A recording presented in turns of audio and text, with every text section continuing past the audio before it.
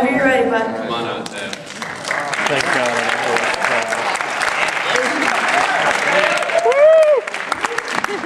Okay, so thank you, Nick and Sam.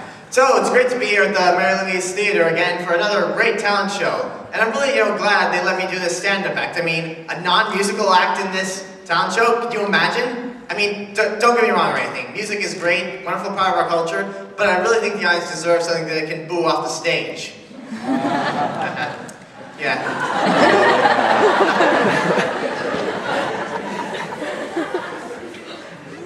I've noticed something about people, and it's that they really like to argue. A lot. Seriously. So, when they argue, they often quote famous people like Abe Lincoln or Albert Einstein to make their argument sound stronger. But you've got to quote correctly, otherwise the argument isn't that good. When you say, "I think, therefore I am," you are quoting René Descartes, a great philosopher and mathematician.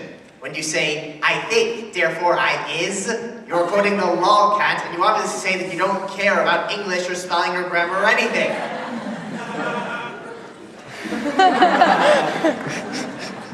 Another thing that I have noticed is that there are certain unspoken rules that society has. For example, you can't tell jokes about politics to complete strangers. You can't tell jokes about religion to complete strangers. You can't tell jokes about race to complete strangers. In fact, the only kind of jokes you can tell to complete strangers are knock-knock jokes. But not knock-knock jokes because they aren't very funny and don't entertain a lot of people. Another thing that I've noticed is that a lot of people value saying please and thank you in our society, and with good reason. For example, one time I saw a friend of mine who had a very big cookie, and I said, "Give me some of your cookie." He said, "Say please," and I said, "Please me, give me some of your cookie." Yeah.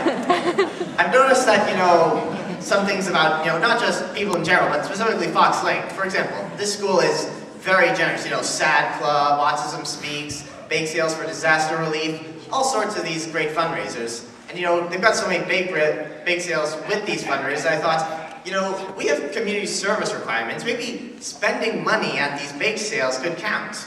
But then I realized we don't have recess, and it takes us 20 minutes to line for gym, and we are now getting credit to eat.